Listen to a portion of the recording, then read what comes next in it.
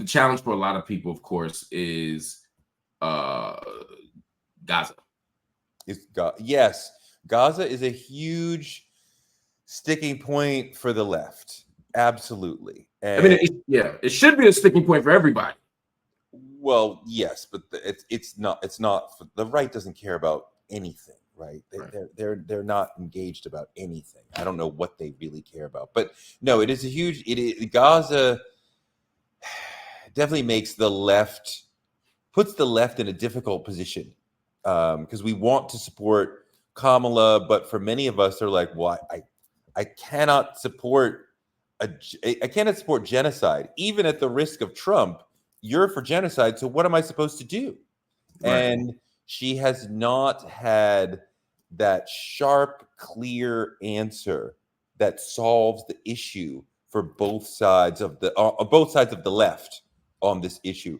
The left has a significant Jewish contingency, right? And we also have a significant group of people who care deeply about Palestine. It is almost impossible to speak to both of those sides, right? The two sides, there's no middle ground. Wait a minute, let me press you a little bit on that, because I remember you being critical, as you should have been, I agreed with you, of Trump both sidesing Charlottesville and saying, there's good people on both sides, or, I mean, or even Obama. I don't know if you said this about Obama, but I certainly did when he was sort of trying to do the same thing during the police uprisings, saying, well, the police feel like this, and, it was Obama's thing. The police feel like this, and black people feel like this. This is a genocide. I mean, I agree it's hard to placate both sides, but why should we try to? Lawrence O'Donnell once told me, it is a trick question to ask a politician, what would you do that might risk you losing your office? They will never do anything that would risk losing office. So hurting, annoying, pissing off, disengaging our Jewish friends on the left and making them say, I don't know if I can vote for Kamala because she's not sufficiently strong on Israel. She's never going to do that, right? But then at the same point, there are people on the left who care deeply about Palestine and, are like, I struggle to vote for you unless you can say something definitive and tell me where you're going to go that's going to get us out of this genocide. And there's the way the issue seems constructed, Mark, there's no middle ground. Just saying ceasefire is not enough. It seems like the middle ground, peaceful thing. It's not enough, for those of us who this did not start on October 7th, right? For those of us who this is the Israeli government, right? I am not anti-Semitic. I am not anti-Zionist. I am critical of the Israeli government for the way that they attack and oppress the Palestinian people, right? To mark this as beginning on October 7th is offensive to me. To mark this as, well, let's just stop the bullets flying. Yeah, that's great. But what about all the other things that have been going on for decades? 5 decades prior to now? I mean, there's no middle ground. And I dare say we have had this Israel-Palestine issue going on for 5 decades. It's been a very loud issue in American politics since the 80s, I think you could say, right? The United States, it's certainly gotten louder in the 70s and 80s in the United States for sure. Yeah, when Jimmy Carter was heavily involved. When Jimmy Carter tried to solve the problem, and it got very loud in America at that point.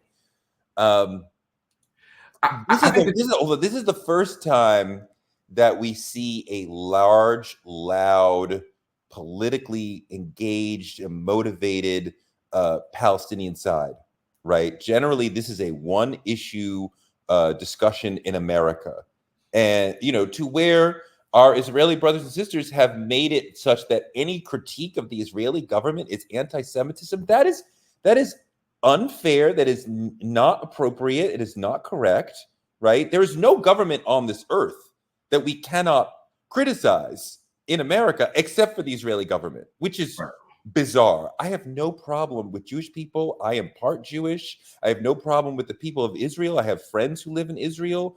I want them to be safe. I also want the Israeli government to not be oppressing and running an apartheid scheme on the people of Palestine. I think the challenge for a That's lot not of us, that's not an unfair ask, but this is the first time that a left politician has really been pushed saying, well, we have all these Israeli brothers and sisters we care about and Jewish brothers and sisters we care about who we want them to feel safe, but we also have this very loud Palestinian contingent that is like, we are not going away. And there's really no way for any Democratic politician to sate both of those groups. I want to move to another topic, but I would say just I would push back. I would disagree with you. Not push. I would just disagree. I see it differently. Yeah. You know. Yeah. One, I think you're right. We shouldn't be anti-Semitic. We shouldn't be anti-Jewish. I think it's okay to be anti-Zionist.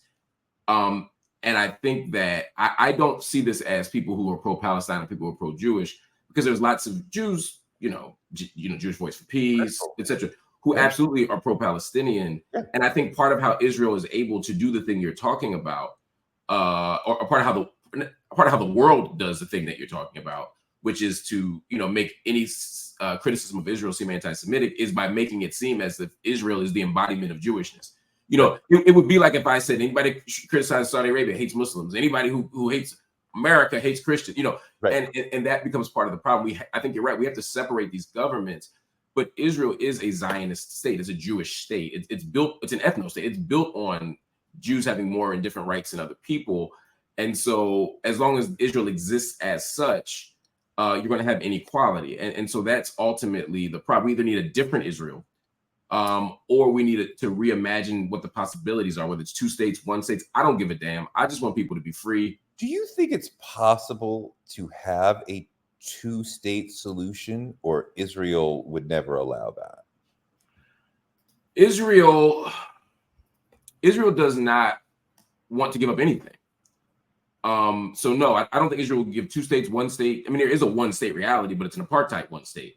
Yeah. But Israel would not allow for a 2-state solution, because if you hear Netanyahu and the others talk, they believe the West Bank is theirs. They believe Gaza is theirs. So idea of greater Israel, they think Lebanon is theirs. They think Syria is theirs. They think parts of Iraq are theirs. Not every Israeli, but certainly the right, the hard right does. But if you were to ask the average Israeli, is the West Bank ours? They say, yeah. They say, we gave you Gaza, we moved out of Gaza, we moved out the projects and gave it to you, and look, y'all messed it up. But the West Bank is ours. I mean, the West Bank has been militarily occupied since 1967. We were mad about Iraq for like 10 years. You know what I'm saying? It's like, they're not giving that back. And Netanyahu basically said after October 7th, we can't give it back because of security reasons. So no, I don't think a 2-state solution will happen. The example I always give is that it's like if Marc and Touré were watching Yankees Dodgers, go Dodgers, and we were trying to split a pizza, and I was like, well, how do you want to cut this pizza? This way, and we're going back and forth. And every time you make an argument for how to split the pizza, you eat a slice and say, no, Mark, we should cut it this. That's what's happening with settlement expansion. So It's like we can, as we're debating what the 2 states look like, it keeps expanding, so there's nothing left. And that's not a coincidence. So to me, I agree, there's no way to make everybody happy. But if I'm in genocide Gaza, if I'm in Nazi Germany, if I am in pogrom Ukraine, if I am in pogrom Russia, if I am in the killing fields, you know what I'm saying? With Pol Pot, I don't want to 2 sides this, and I think candidates do make decisions that make it harder to win. They don't make decisions that make it impossible to win. But when you say I'm going to support Roe v. Wade or I'm going to cancel Roe v. Wade, that a big chunk of people aren't going to rock with you no more. When you say I'm going to legalize drugs or not, I'm going to do universal healthcare or not, I'm going to lower taxes or raise taxes, somebody's mad, somebody's happy. And I think that's okay. Cambodia, by the way, is what I was trying to think of with Pol Pot and the killing fields. This particular issue is more emotionally resonant and triggering than almost abortion is up there, but Israel, Gaza, Palestine, it is. Oh, it's a thing. I don't want to understate. You're right. It's up there. Yeah. I mean, look, this is the only issue on the left that many people feel like, and rightly so, I can't publicly talk about what I think. I can't just say, I think that Palestinian children should not be murdered. People lose jobs, get I heard. canceled, and I heard about that. This nigga said people lose jobs. you know, I'm on your throat. there's no issue. There's no other issue on the left that we are afraid. That's many of us. Some of us are afraid to say what we really think. You know, I think there's many issues on the right that they are afraid to say what they really think, but not on this is it for the left, and it's really heavy. It's amazing, and you know, for all the discussion of, for all the media discussion of what happened in Israel when Israel was tragically attacked, there's very little discussion of Israel's current aggression into definitely into Lebanon, I believe into Syria as well at this point. They've had an illegal presence in Syria for a couple of years now. Yeah. But they are attacking Lebanon now. And if you watch CNN, I don't think you would really know that. Yeah, I don't know them. I don't know her. But but I'll take your word for it.